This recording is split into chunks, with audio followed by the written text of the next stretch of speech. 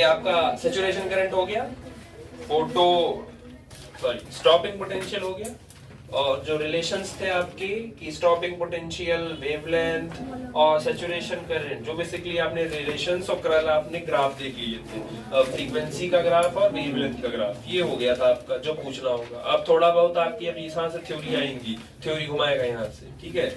Next theory थी आपकी explanation of photo electric effect from Einstein equation. अब समझो पहले, क्योंकि फोटो इलेक्ट्रिक इफेक्ट एक ऐसा इफेक्ट होता है जिसमें हम लाइट के पार्टिकल नेचर की बात कर रहे होते हैं, ठीक है। क्योंकि आपके पास एक प्रोसेस है डेट इज कॉल्ड डिफ्रैक्शन, एक प्रोसेस है इंटरफेरेंस, और एक प्रोसेस है आपका पोलराइजेशन। ये लाइट के वेव नेचर पे प्रूफ होता है, जो कि हम वेव ऑप्टिक्स में भी हम आपको पढ़ाएंगे आगे, ठीक। तो ये जो तीन प्रोसेस थे ये बेसिकली आपका वेव नेचर पे था, ठीक। इधर देखो, और बाकी जो आपका पार्टिकल नेचर था लाइट का, ये आपको प्रूव करवाना था फोटो इलेक्ट्रिक से। और शायद आपको याद होगा क्लास 11 की केमिस्ट्री में आपने में पढ़ा था टॉपिक और ब्लैक बॉडी रेडिएशन, याद है। कोई भी ब्लैक बॉडी 100% गुड एब्जॉर्बर होती है और 100% गुड इमिटर, इसीलिए तो कहते हैं कि गर्मी के महीने में काला कपड़ा नहीं पहनिए, नहीं तो वो 100% लाइट सोख लेगा और गर्मी तो नहीं ज्यादा लगेगी।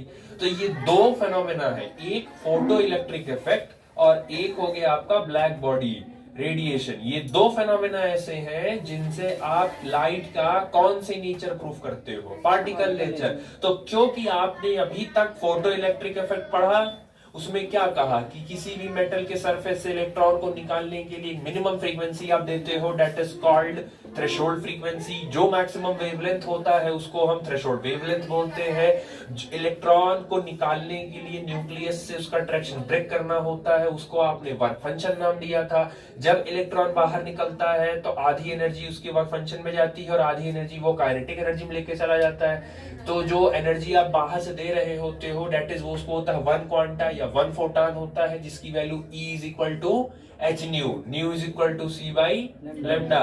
तो जितनी एनर्जी आप दे रहे होते हो E is equal to H nu, उसमें आधी एनर्जी कहाँ चली जाती है, वर्क फंक्शन में, और आधी एनर्जी कहाँ चली गई। तो ये सब आपने कर लिया फोटो इलेक्ट्रिक का डिटेल। अच्छा, फोटो इलेक्ट्रिक का दूसरा नाम इफेक्ट का, इसका ऐसे नहीं आएगा तो पेपर में और किस नाम से आ सकता है, नहीं, लेनार्ड्स एंड हर्ट्ज एक्सपेरिमेंट करके आएगा। तो अगर यही लिख के आया खाली एक्सप्लेन लेनार्ड्स एंड हर्ट्ज एक्सपेरिमेंट, इसका मतलब है वो आपसे डायरेक्टली फोटो इलेक्ट्रिक इफेक्ट ही पूछ रहे हैं। देखो 4 साइंटिस्ट है इसमें, एक तो लेनार्ड्स और हर्ट्ज है, फिर मुलिकन और वेलम भी है।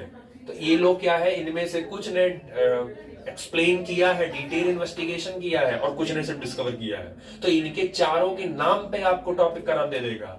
यही होगा कि बॉल आपके पाले में आई लेकिन आपने अंडरस्टैंड नहीं कर पाया क्वेश्चन को, और आता हुआ क्वेश्चन गलत हो गया, बोर्ड में नहीं समझ पाए, बोर्ड दे के बाहर निकले, क्या क्वेश्चन था, अरे इसमें तो फोटो इलेक्ट्रिक, अरे छूट गया।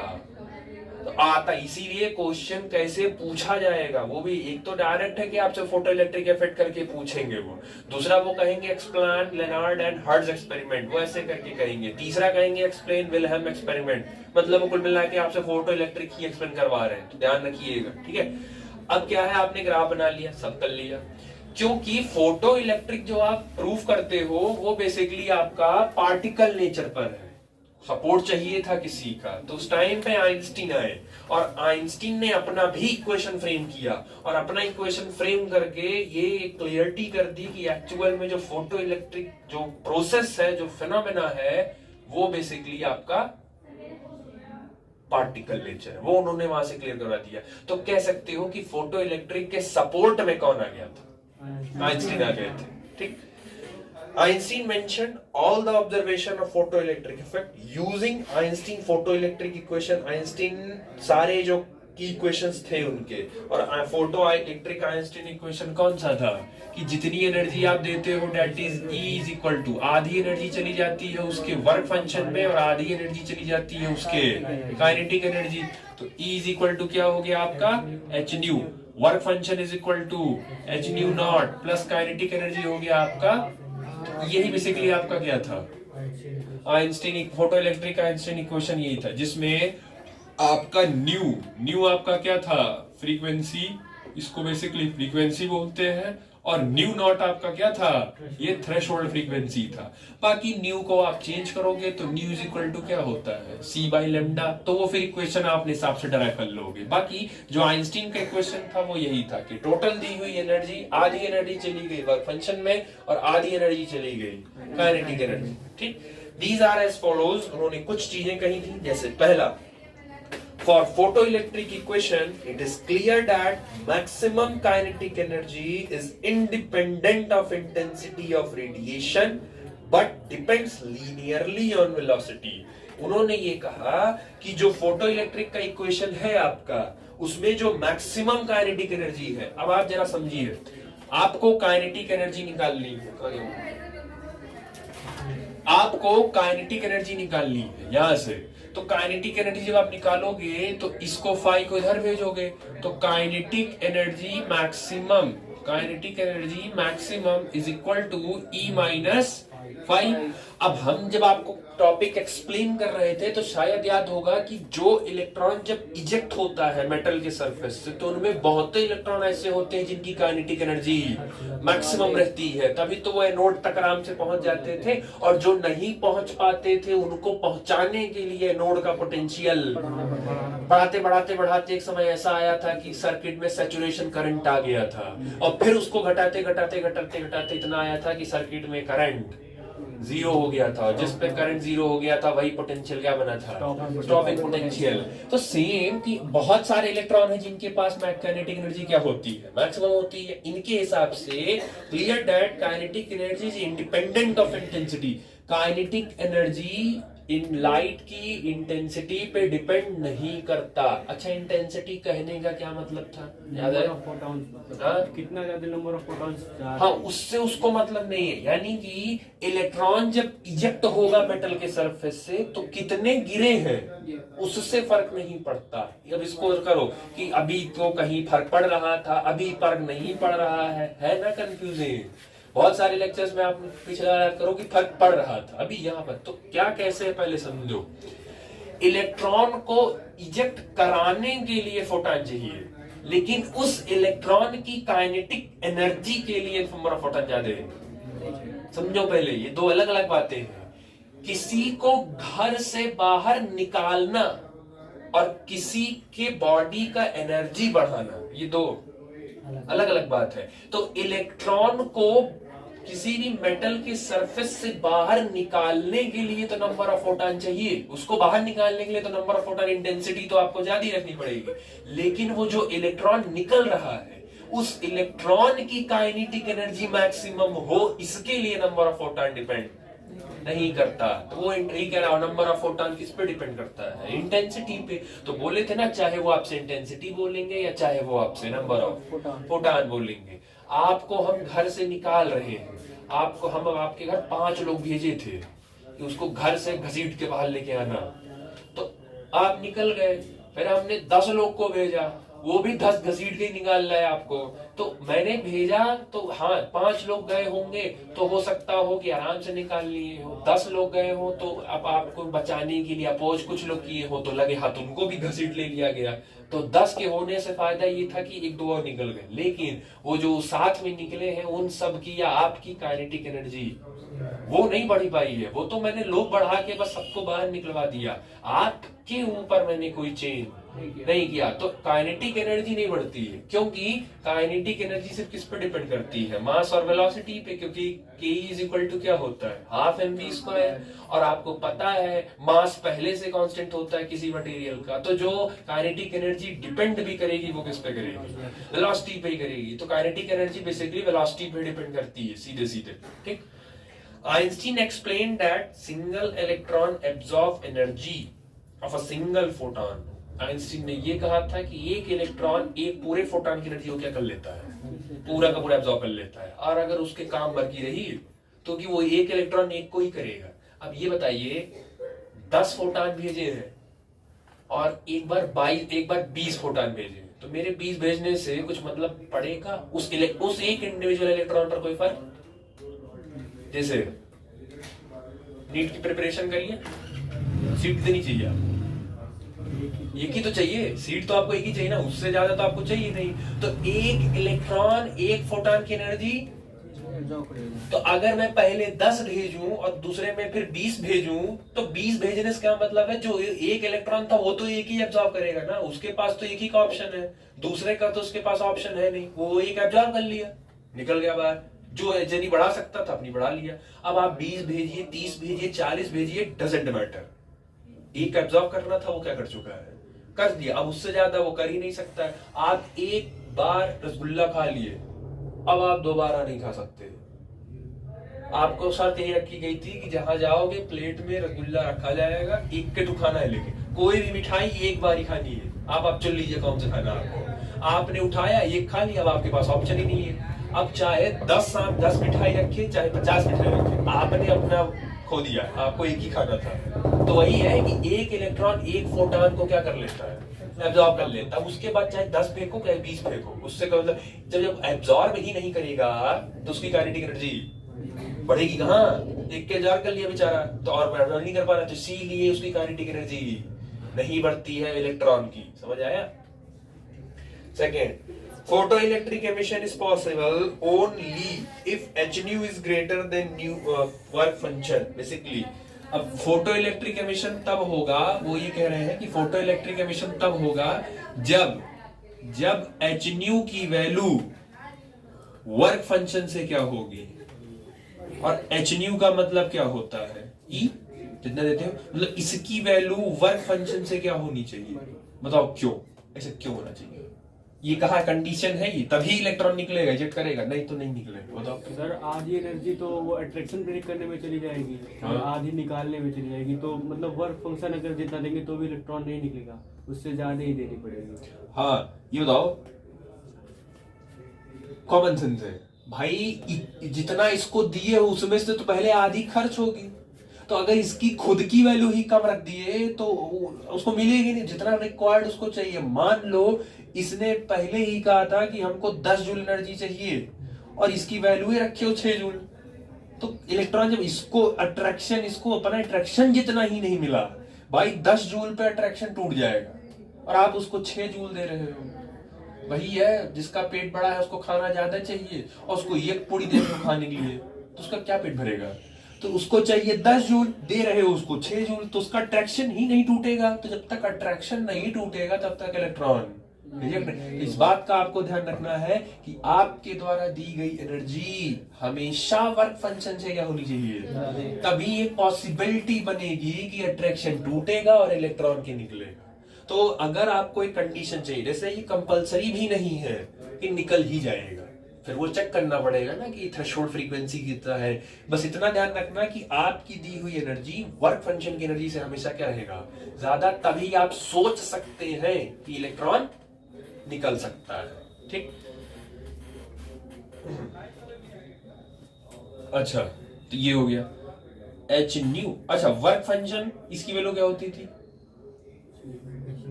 एच दोनों में कॉमन है, तो इसका मतलब अगर वो कॉमन है तो फिर H new greater than new not क्या था आपका।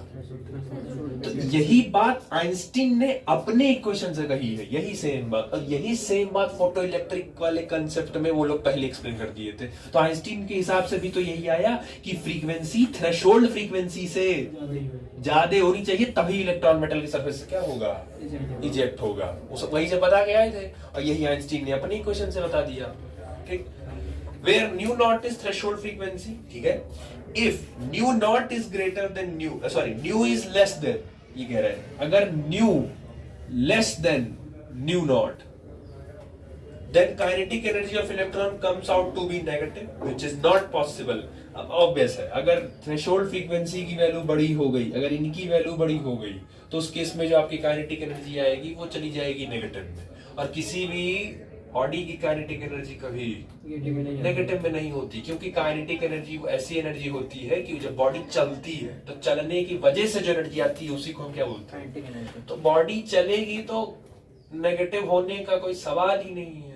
और काइनेटिक एनर्जी है, एनर्जी वेक्टर भी नहीं होती है कि चलो पीछे हो गई तो नेगेटिव हो जाएगी, वो वैसे ही स्केलर क्वांटिटी है, तो कोई चांस भी नहीं है। आप किसी भी बॉडी को एनर्जी दोगे तो उस बॉडी का प्रॉफिट होगा, उस बॉडी से एनर्जी ले लोगे तो उसका लॉस हो जाएगा। ऐसा तो है नहीं कि तुमने ले लिया तो नेगेटिव हो गया, तुमने दे दिया तो पॉजिटिव हो। वेक्टर नहीं है कि डायरेक्शन को, क्योंकि एनर्जी साइन नहीं। तो बस ये ध्यान रखिएगा कि इन केस, अब जानते हो पेपर में क्या कहेंगे MCQ, what will happen if threshold frequency is greater then normal frequency. Statement लिख देगा, कहेगा एक्सप्लेन करो। तो अब आपको उसमें क्या लिखना है, आपको लिखना है if threshold frequency is greater than frequency then the kinetic energy of an electron will be in negative which is not practically। यही स्टेटमेंट वहां आपको एक्सप्लेन करना पड़ेगा। समझ आया रीजनिंग में? तो यही फंसता है पेपर में इस चैप्टर से, अंदर तक घुसेगा वो, सेकेंड ऑप्शन में करके देगा। If threshold frequency is greater than frequency then, फिर पहला option kinetic energy positive, second kinetic energy negative, third kinetic energy constant, fourth kinetic energy gradually increases and suddenly decreases. अब सोचा करो कहां पढ़े थे इस चीज को, इसीलिए फिजिक्स हार्ड हो जाती है। यही सब चैप्टर बोला हूं, ये चैप्टर ऐसा है कि इसका थ्योरेटिकल पोर्शन गिरा देगा, तुरंत गिरा देगा आपको। कितना भी पढ़ के जाओगे गिरा देगा वो। इस चैप्टर को बार बार पढ़ना पड़ेगा आपको, इस थ्योरी पर ज्यादा इसमें, ठीक है? ध्यान रखो, मन कहे तो जहां ये पॉइंट लिखे हो ना कि if nu naught is greater than, then kinetic energy of electron comes out to be negative, which is not practically possible. So no photoelectron emission is possible without nu naught. Even the, अच्छा लिखना चाहो ना तो वही कहीं question बना के लिख लो, आना होगा तो ऐसे ही फ्रेम में आएगा, कहीं वो नीचे एरर करके, या मन कहे तो अलग से क्वेश्चन बना के इसको लिखो, जैसे आपकी इच्छा। वही लिखना हो तो वही लिखो, नहीं तो अलग से फिर से क्वेश्चन फ्रेम करो, पूरा क्वेश्चन बनाओ। What will happen? What will happen? What will happen if threshold frequency is greater than normal frequency?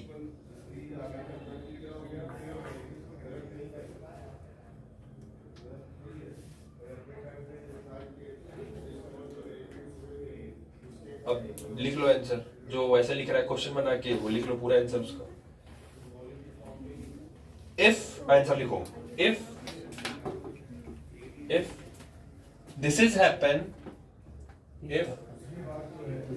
if this happen, yeah, this happen, then the kinetic energy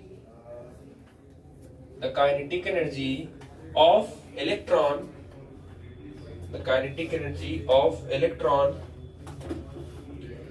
will be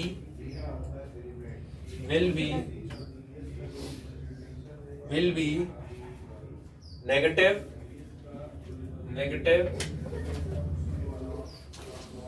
which is not practically possible,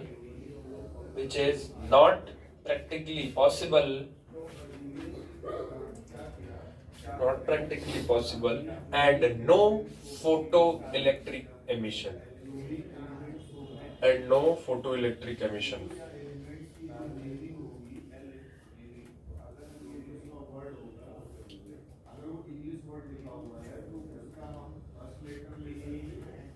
समझ गए? ठीक, चलो।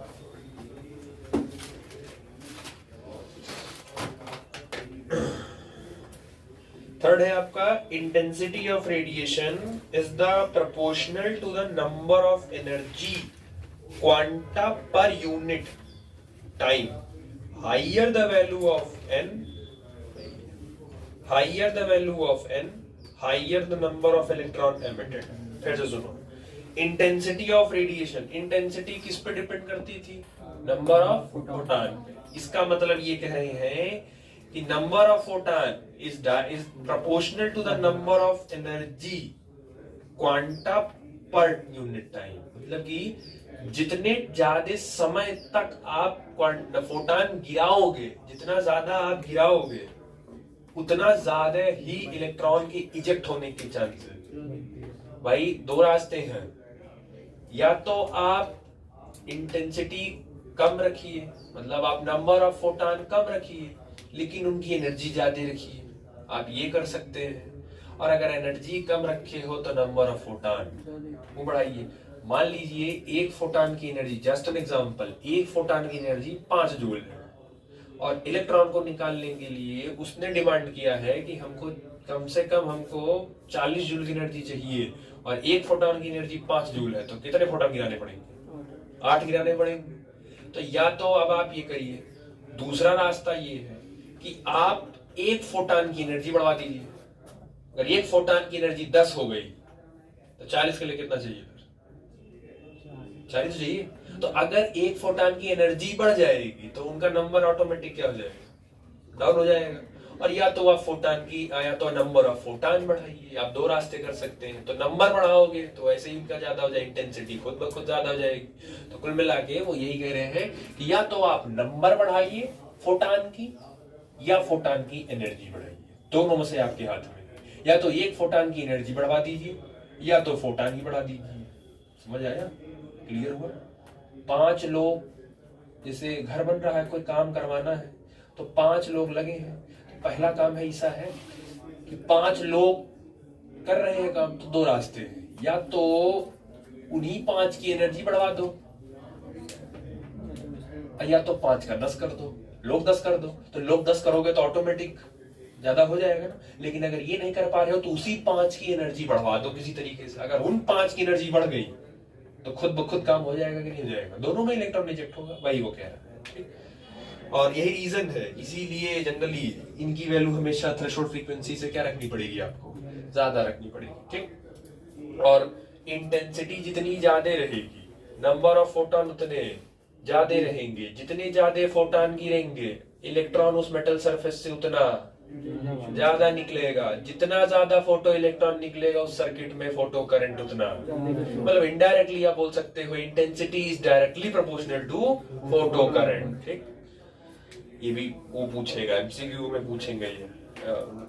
State the dependency of intensity for which directly proportional to photo current, inversely proportional to linearly parabola, वैसे पूछेंगे आपसे। Last, the absorption of photon by electron is instantaneous process. Instantaneous का मतलब वो उस फोटॉन जब भी आएगा, बेसिकली जो भी फोटॉन आ रहा है वो electron at an instant gain कर लेगा, तुरंत गेन कर लेगा।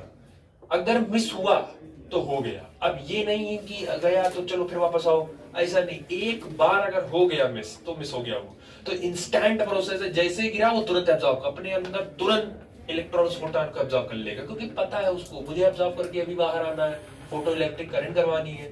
तो एक इंस्टेंटेनियस प्रोसेस होता है कि जैसे हमारे ऊपर गिरेगा मैं तुरंत सोख लूंगा। Hence emission of electron is instantaneous. इसीलिए फोटो इसीलिए लाइट गिरते ही इलेक्ट्रॉन क्या हो जाता है, जैसे मिनिमम इंटेंसिटी की लाइट गिरी तुरंत का तुरंत इलेक्ट्रॉन बाहर, तुरंत इजेक्ट होगा बाहर, क्योंकि उसको टाइम नहीं लगाना। वो एक इंस्टेंट में फोटॉन की एनर्जी को गेन किया और एट एन इंस्टेंट तुरंत वहां से इजेक्ट होके बाहर आ जाएगा। ठीक, practically only one electron is ejected by 1 million photon। ये एनसीईआरटी में डाटा नहीं दिया है, जस्ट एन कॉम्पिटिटिव डाटा है। 1 मिलियन फोटॉन जब गिरेंगे तब जाके 1 इलेक्ट्रॉन इजेक्ट होगा। अब आप इमेजिन कर लीजिए 1 मिलियन फोटॉन गिरना चाहिए तब जाके 1 इलेक्ट्रॉन इजेक्ट होगा। और नंबर ऑफ फोटॉन को ही आपने क्या बोला है, इंटेंसिटी। तो सोच लीजिए कि 1 इलेक्ट्रॉन को निकालने के लिए इंटेंसिटी कितनी ज्यादा होनी चाहिए, तभी तो किसी भी नॉर्मल लाइट पे रख के हैलोजन से ऐसा थोड़ी लाइट निकल जाता है। आपको वहां कितना देना पड़ेगा, 1 मिलियन 10 लाख फोटॉन आपको देने पड़ेंगे तब जाके उस सरफेस से।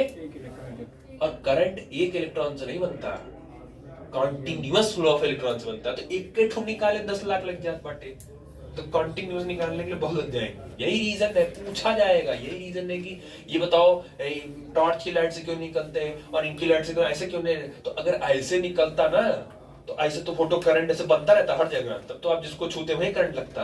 तो उसका भी एक देखो पर्टिकुलर भगवान ने कह सकते हो सेट करके दिए है।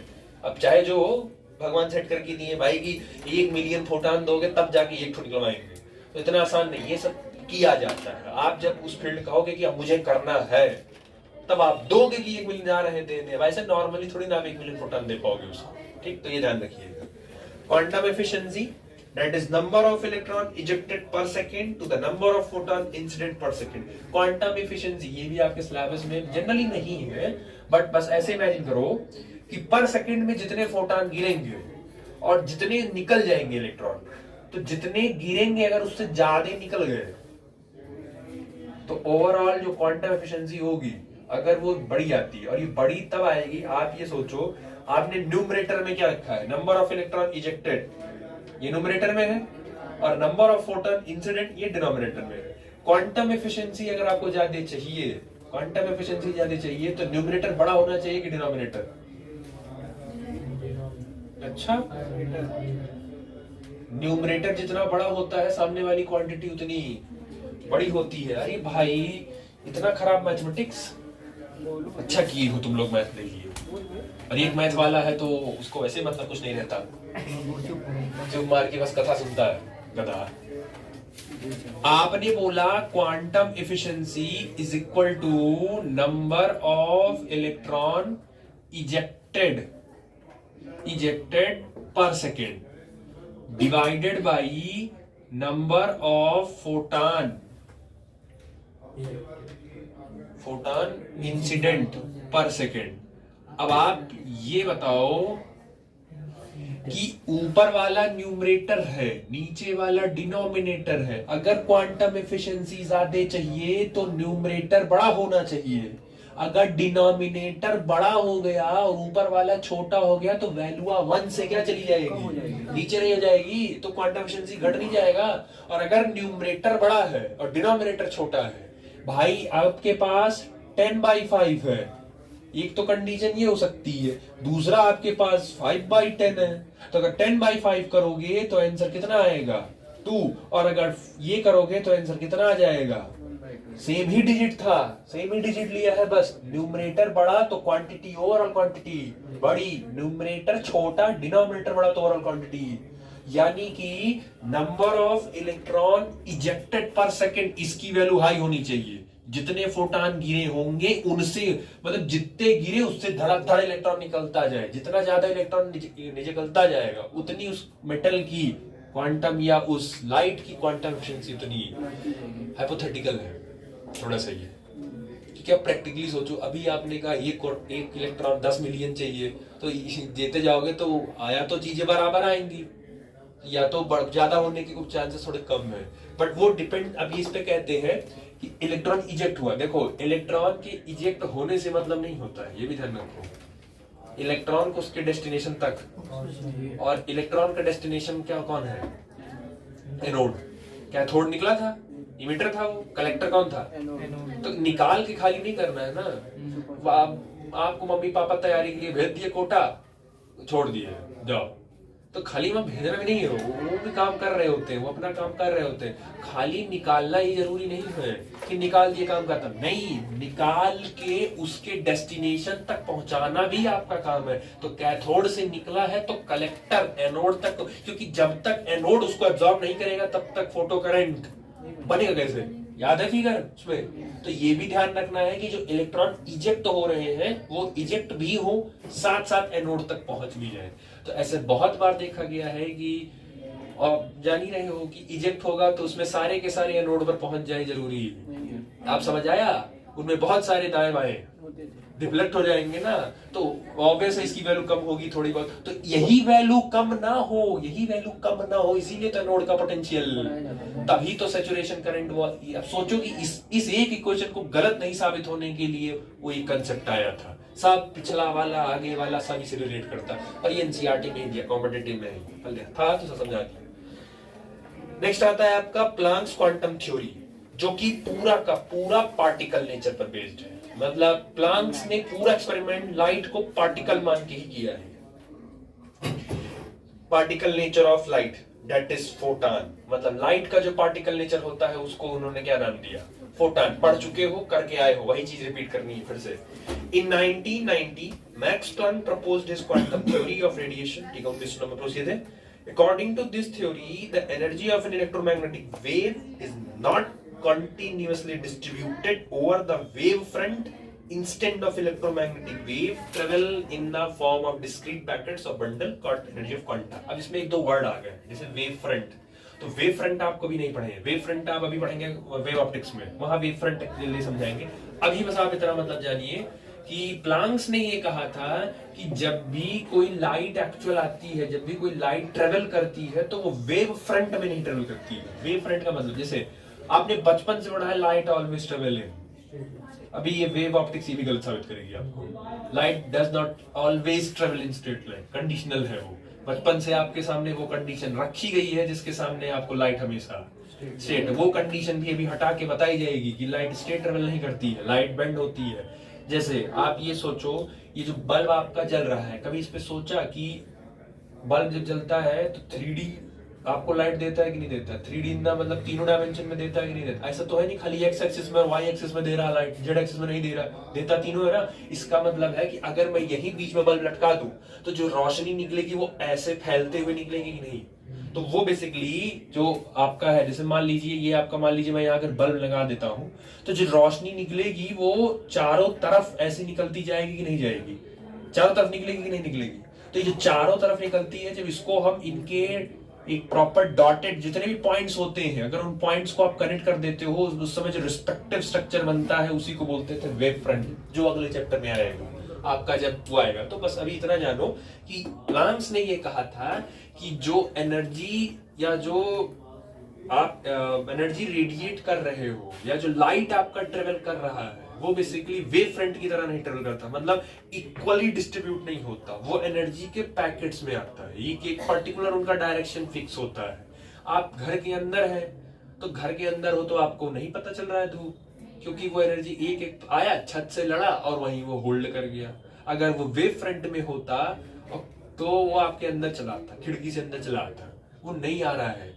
अच्छा, इसका भी एक्सप्लेनेशन बाद में दिया, घर के अंदर नहीं आता लेकिन गर्मी में घर के अंदर गर्मी लगती है बहुत ज्यादा, तो गर्मी इसलिए लग रही होती है क्योंकि वो अंदर भले नहीं आ पाता, लेकिन वो क्योंकि कॉन्टिन्यूअसली गिर रहा होता है, जिसकी वजह से जो आपकी दीवार्स होती हैं, वॉल्स होती हैं, वो हीट हो जाती है। उस हीट होने की वजह से आप कभी ना गर्मी के महीने में ना कभी चेक कर लियो, आपके घर में एक ऐसा दीवार जरूर होगा जो सूर्य के एकदम कांटेक्ट में आ रहा होगा, और घर के अंदर कोई एक ऐसा कमरा होगा जिसपे जनरली लाइट नहीं पड़ने वाली, बहुत कम पड़ रही होगी, लेकिन तब भी वो जाके गर्म दीवार छूना, दीवार गर्म मिलेगी, वो गर्म तब भी मिलेगी, दीवार थोड़ी बहुत गर्म मिलेगी, ठंडी छूना ठंडी मिलेगी। गर्म इसलिए मिल रही है क्योंकि वो जब गिरता है तो फैल जाता है, लाइट फैल जाती है चारों तरफ, वो वेव फ्रंट से फैलती है, तो वो आएगा अगले में। तो कुल मिला के बस इन्होंने ये कहा था कि जो लाइट होती है वो एनर्जी के पैकेट्स में आती है, बंडल्स में आती है, जिसको हम फोटान बोलते हैं या उसको हम क्वांटा बोलते हैं। ठीक, बाकी कर चुके हो। Energy of photon is given by that is E is equal to h nu और nu is equal to c by lambda, जहां पर h आपका प्लांक कांस्टेंट है, न्यू आपकी फ्रीक्वेंसी है, c आपका स्पीड ऑफ लाइट है, लैम्डा आपका वेवलेंथ है। ठीक, this energy E is expressed in electron volt. तो क्योंकि आप इलेक्ट्रॉन, भाई देखो आप लाइट की एनर्जी मेजर करने जा रहे हैं, बहुत छोटा ही है, तो इसकी एनर्जी जूल, किलो जूल में तो मेजर कर सकते, तो इसकी एनर्जी को मेजर करने के लिए बहुत छोटा यूनिट चाहिए। एनर्जी का जो सबसे छोटा यूनिट होता है दैट इज कॉल्ड, तो लाइट के एनर्जी को मेजर करने के लिए हम इलेक्ट्रॉन वोल्ट यूज करते हैं। ठीक है, बाकी 1 electron volt is equal to 1.6 into 10 to the power, जितना इलेक्ट्रॉन का चार्ज होता है। अगर 4 इलेक्ट्रॉन वोल्ट है तो कुछ नहीं करना है, बस इलेक्ट्रॉन के चार्ज से मल्टीप्लाई कर दो, वो पूरी वैल्यू किसमें ऑटोमेटिक कन्वर्ट हो जाएगी, जूल में चली जाएगी। ठीक, समझा लिया। कैरेक्टरिस्टिक प्रॉपर्टीज ऑफ फोटॉन, ये तब से जो गिरा रहे थे ना, जो आप तब से गिरा रहे थे, बेसिकली बार बार आप जो फोटो इलेक्ट्रिक इफेक्ट आप करवा रहे थे, बार बार ये जो बार बार आप फोटो इलेक्ट्रिक में फोटॉन एनर्जी की पैकेट्स जो गिरा रहे हो, जिसको आप बार बार कह रहे हो इंटेंसिटी ज्यादा है, इंटेंसिटी ज्यादा है, तो जो फोटॉन आप गिरा रहे हो, अब उस फोटॉन की कुछ प्रॉपर्टीज, कुछ कैरेक्टरिस्टिक्स पढ़ लीजिए क्या क्या है उनका। Different characteristics of photon are given below. जैसे पहला, In interaction of radiation with matter, radiation behaves as if it is made up of particle called photon. जब भी रेडिएशन किसी मैटर के साथ इंटरेक्ट होती है तो वो जो रेडिएशन होती है वो भी एज अ मैटर बन जाती है। और क्योंकि मैटर क्या होता है, वेव की पार्टिकल, समझो ये कह रहे हैं जनरली प्लांट्स ने कहा और उन्होंने एक्सप्लेन भी किया कि फोटॉन, उन्होंने क्या कहना ये है कि जब भी रेडिएशन, और रेडिएशन के अंदर कौन है, फोटॉन, तो जब भी फोटॉन किसी मैटर से मिलता है, मैटर का मतलब कोई ना कोई मटेरियल होगा, तो जब भी रेडिएशन या फोटॉन किसी मैटर या मटेरियल से मिलता है तो उसका भी नेचर क्या हो जाता है, पार्टिकल हो जाता है। क्योंकि जैसा सामने वाले का नेचर वैसा, भाई किसको कितनी इज्जत देनी है ये सामने वाला खुद डिसाइड करवाता है। तमीज से बोलोगे तो तमीज से इज्जत पाओगे। अब जैसे बोले और बताओ क्या हाल चाल, तो सामने बोले हाँ बढ़िया आप बताइए, अब आप उसको तरह और हो या पूरा लैंग्वेज करिए बदलिए, अभी देखो वैसे जवाब नहीं पाओगे। तो ये डिपेंड करता है कि आप क्या बोल रहे हैं, उस पर डिपेंड करता है। तो क्योंकि अगर लाइट मैटर पे गिरा, पार्टिकल पे गिरा, तो पार्टिकल पे गिरते ही वो खुद अपने आप को क्या बना लेगा, पार्टिकल बना लेगा। ठीक। दूसरा, a photon in vacuum travels with the speed of light as it is.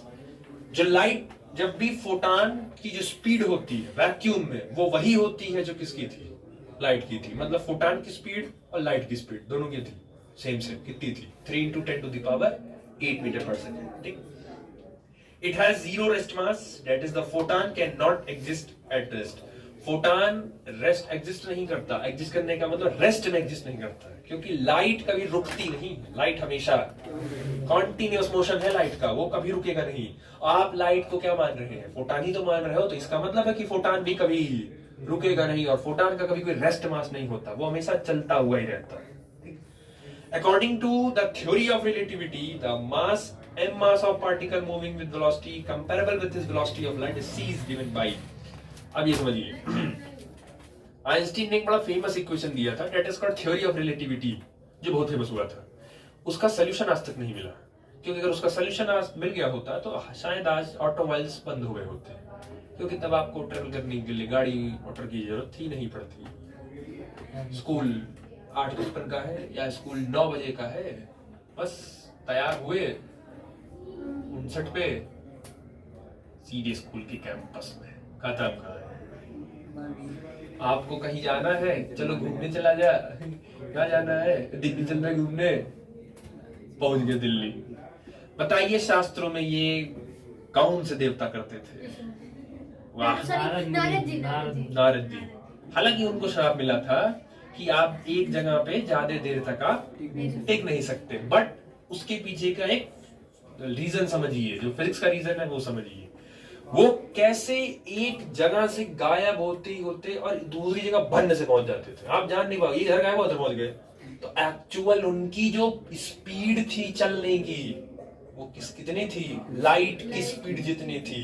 अगर किसी मटेरियल की स्पीड लाइट की जितनी हो जाती है तो उसका जो मास होता है वो चेंज हो जाएगा। आपने पढ़ा 9th से रटाया गया है, मास can not be, mass constant होता है, लेकिन यही इकलौता एक ऐसा कंडीशन है जहां किसी भी इंडिविजुअल का मास, लेकिन उसका चेंज करने के लिए उस बॉडी का स्पीड, लाइट की स्पीड जितने रखी, लाइट की स्पीड जितने रख लोगे तब तो वो कृष्ण देखा है ना।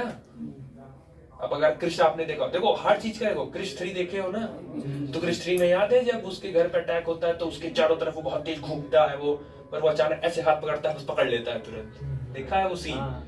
तो सोचिए वो स्पीड कितनी 3 बहुत तेज है तो अचानक पकड़ लेता है वो उसको। बस वही समझिए कि आपकी स्पीड इतनी तेज हो जाए कि एक के सामने से आप गायब होइए और आपकी पलक झपकाने से पहले ही वो वापस आ जाए, That is called speed up। आपने ये कहा, आप मान लीजिए अपने घर पे हैं और आपने कहा अरे यार मेरा बॉटल तो स्कूल में छूट गया, अब मैं कैसे लाऊं, तो क्या कोई दिक्कत नहीं, मैं ले आ रहा हूँ। आप गए, ठीक है जाओ लेकर, जैसे आपने कहा जाओ लेकर, आपने एक बार पलक झपकाया वो बॉटल लेके सामने खड़ा हो गया। That is speed of light। इतनी की स्पीड से तो तुम इतने में पहुंच भी जाओगे, लेके चले भी आओगे। ये अगर इतनी स्पीड आपने रख ली किसी बॉडी की, तो उसका जो मास होगा वो क्या हो जाएगा, बढ़ जाएगा, मास चेंज जाएगा। अब आपसे पूछेंगे, can the mass of a body of any individual should be change और कांस्टेंट? ऐसे आएगा, कहेगा एक्सप्लेन दिस, जस्टिफाई दिस। तो पूछा जा रहा है कि क्या, या अच्छा होशियार भी होते लिख देते हैं if yes then explain why. वो तो आधा आंसर तो बता दिया आपको कि हाँ चेंज हो सकता है। और अगर नहीं पूछे कि क्या कभी किसी इंडिविजुअल का मास चेंज हो सकता है या नहीं हो सकता है, the speed of an individual is equal to the speed of light, then the mass will be change. तो उस कंडीशन में उस बॉडी के पास दो मास हो जाता है, एक उसका रेस्ट मास, एक उसका एक्चुअल मास जो बाद में दौड़ने के बाद उसका आया। तो आइंस्टीन ने इसी थ्योरी को एक्सप्लेन नहीं कर, इसका सोल्यूशन नहीं दे पाए थे। अगर सोल्यूशन दे दिए होते तो शायद बंद हो गया होता है, लेकिन फिर वो मजा नहीं आता, क्योंकि असली मजा डेस्टिनेशन नहीं होता है, असली मजा जनरेशन होता है, जर्नी होता है। असली मजा जर्नी होती है, वो जर्नी में ही सारा मजा आता है। आप किसी भी चीज की प्रिपरेशन कर रहे होते हो तो जनरली जब करोगे आगे चल के, या जैसे बोर्ड की प्रिपरेशन कर रहे हो, जैसे आपको सब तैयार है, आपको हो रहा है कि हाँ मुझे ये तैयार है, ये भी तैयार है, वो तैयार है, नंबर अच्छे आ रहे हैं, आप टेस्ट दे रहे हो नंबर आ रहे हैं, आप टीचर्स पूछे यार सब कर रहे हो, तो वो जो जर्नी है ना आपको वो एंजॉय करते चलोगे। वो जब करते चलोगे तो मजा आएगा। वो आपको पता है इतना सब पढ़ के बैठे हैं, सब आ रहा है, सारी डीबी सॉल्व हो जा रही है, सारे क्वेश्चन सॉल्व हो जा रहे हैं, तो मजा आ रहा है, इंटरेस्ट आ रहा है। फाइनल तो पता ही नंबर आएगा अच्छा, तो वो जब आएगा ठीक है आ गया नंबर, ठीक है कोई दिक्कत। लेकिन वो जो 6 महीने की जर्नी आपने एंजॉय की है वो मैटर करता है। तो बहुत सारी चीजों पर है, ठीक है, ध्यान रखना इसको। एक नेक्स्ट है आपका energy of photon depends upon frequency of the photon travels with one medium to another. Energy of photon depends upon frequency. हाँ एनर्जी किस पे डिपेंड करती थी भाई? नंबर ऑफ फोटॉन के लिए आपने इंटेंसिटी बोला था और एनर्जी के लिए आपने फ्रीक्वेंसी बोला था। तो फ्रीक्वेंसी जितनी ज्यादा रखोगे एनर्जी उस फोटॉन की उतनी, और एक मीडियम से दूसरे मीडियम में ट्रेवल करने के लिए वैसे भी उसको एनर्जी, क्योंकि आपको पता है लाइट एक मीडियम से दूसरे मीडियम में जाता है तो अपना स्पीड कम कर लेता है, क्योंकि एयर का ही सबसे कम होता है। उसके बाद मतलब एयर का रिफ्रैक्टिव इंडेक्स सबसे कम है 1, उसके बाद ही सबका होता है। तो एयर के अलावा किसी भी मीडियम में जाओगे तो लाइट की स्पीड कभी बढ़ नहीं सकती है। Maximum speed of light in air कितनी होती है? वही 3 × 10⁻, उससे ज्यादा किसी भी मीडियम में आप ज्यादा नहीं कर पाओगे। मीडियम में हमेशा स्पीड की लाइट की स्पीड घटेगी। तो ये मेक श्योर है कि एक मीडियम से दूसरे मीडियम में जाओगे तो लाइट की स्पीड घटेगी। तो आप कम से कम उतना एनर्जी उसको दे दीजिए कि अगर मीडियम अपना चेंज भी करता हो तो उसके एनर्जी में ज्यादा चेंज, उसके मीडियम में उसके स्पीड में ज्यादा कोई चेंज नहीं, थोड़ा बहुत ही चेंज है। Wavelength of photon changes in different media, so velocity of photon is different in different media. ये तो रिफ्रैक्शन वाला है, पढ़े हो अगर, कि लाइट एक मीडियम से जब दूसरे मीडियम में जाता है तो अपना स्पीड कम कर लेता है, चेंज कर लेता है। और अगर स्पीड चेंज हो रही है इसका मतलब nu is equal to c/v for absolute, क्या एब्सोल्यूट वेलोसिटी। और पढ़ाया जाता था कि अगर nu is equal to c/v, frequency is equal to c/v होता था, तो अगर आपका स्पीड चेंज होगा तो फ्रीक्वेंसी और वेवलेंथ दोनों बदलना स्टार्ट कर देंगे, थोड़ा बहुत डिसबैलेंस दोनों हो जाएंगे। तो उस केस में आपका जो वेवलेंथ होगा वो भी चेंज हो जाएगा। Photon are not deflected by electric and magnetic field, this shows that photon are electrically neutral.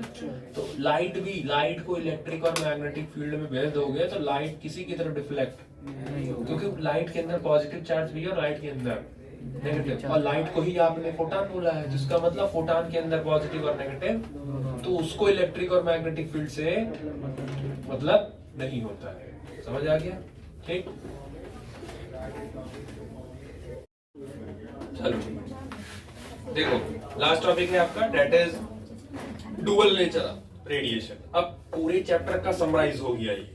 पहले कहा गया कि आपका जो लाइट होता है वो डुअल मतलब होता है, पार्टिकल नेचर होता है, वेव नेचर होता है। पार्टिकल को सपोर्ट के लिए आपने फोटो इलेक्ट्रिक को एक्सप्लेन किया, उसके सपोर्ट में फिर आपका आइंस्टीन आए, फिर उसको और थोड़ा सा क्लियर करने के लिए प्लांक्स ने अलग एक्सपेरिमेंट किया।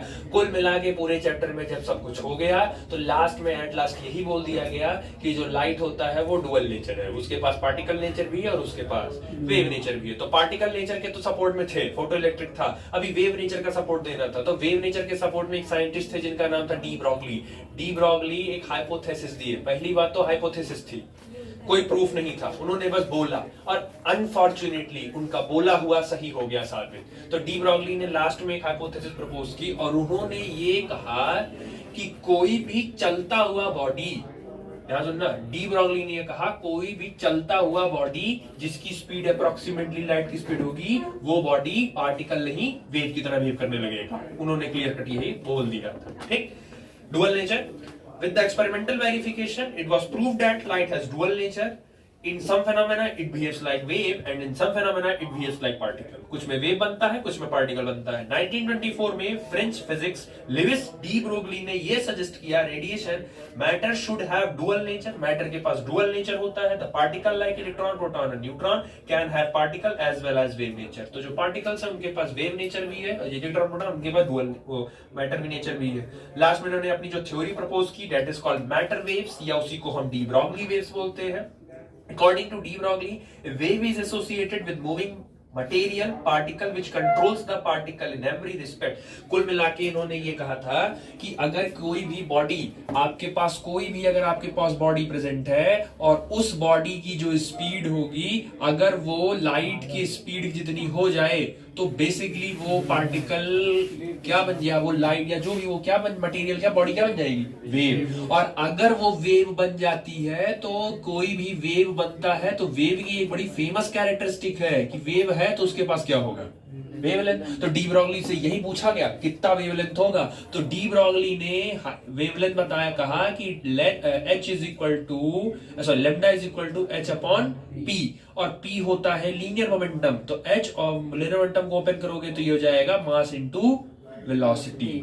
ये कहलाया था आपका जो लेम्डा था, this is known as de Broglie wavelength. यही था आपका डी ब्रॉगली वेवलेंथ। तो कोई भी चलती हुई बॉडी जिसकी स्पीड लाइट की स्पीड जितनी हो जाती है तो वो बॉडी वेव बन जाता है, और वेव का कैरेक्टरिस्टिक होता है कि उसके पास वेवलेंथ प्रेजेंट होगा, और अगर वेवलेंथ होगा तो उस वेवलेंथ को आप कैसे निकालोगे, वो with the help of this formula, wavelength is equal to h upon linear momentum. Linear momentum होता है मास इनटू वेलोसिटी।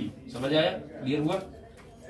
बाकी m मास है, v वेलोसिटी है, p मोमेंटम है, h आपका प्लांक कांस्टेंट है, और प्लांक कांस्टेंट के हिसाब से, प्लांक कांस्टेंट के हिसाब से E is equal to H nu होता है, और आइंस्टीन की थ्योरी के हिसाब से E is equal to mc square होता है। तो दोनों इक्वेशन को बराबर कर लो, तो h nu is equal to m into c square, और न्यू इज इक्वल टू क्या पढ़ के आए हो, c by lambda is equal to m into c square. यहां से लेमडा की वैल्यू निकाल लो, तो lambda is equal to h into c upon m c square. तो c से एक c कट गया, तो नीचे बचा क्या, lambda is equal to h upon m, और नीचे क्या बचा, c का क्या मतलब है, स्पीड ऑफ लाइट मतलब वेलोसिटी। तो c को आप चाहो तो रिप्लेस करके वहां क्या कर सकते हो, वेलोसिटी, तो मास इनटू वेलोसिटी, और वेलोसिटी को mv ही आपका क्या बन जाता है।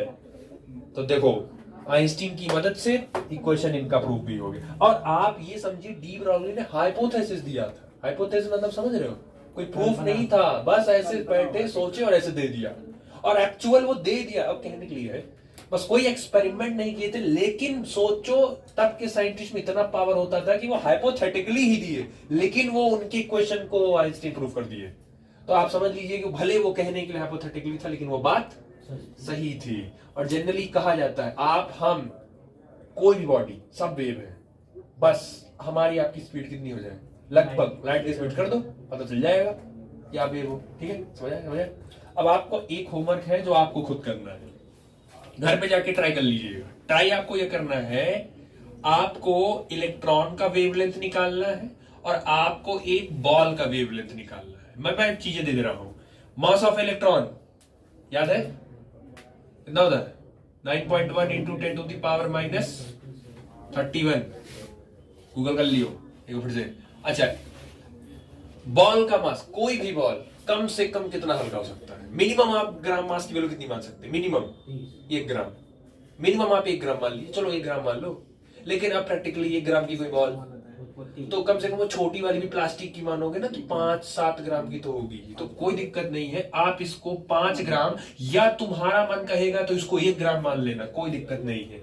मास दोनों का क्लियर हो गया। आप क्या है, वेलोसिटी, वेलोसिटी कितनी रखनी है, स्पीड ऑफ लाइट, तो वो तो दोनों का सेम रहेगा 3 इंटू 10 टू दी पावर 8 और इसका भी 3 इंटू 10 टू दी पावर 8 और दोनों के लिए h की वैल्यू सेम ही रहेगी क्योंकि कांस्टेंट है 6.626 into 10 to the power minus 34 same h की वैल्यू 6.626 into 10 to the power minus 34।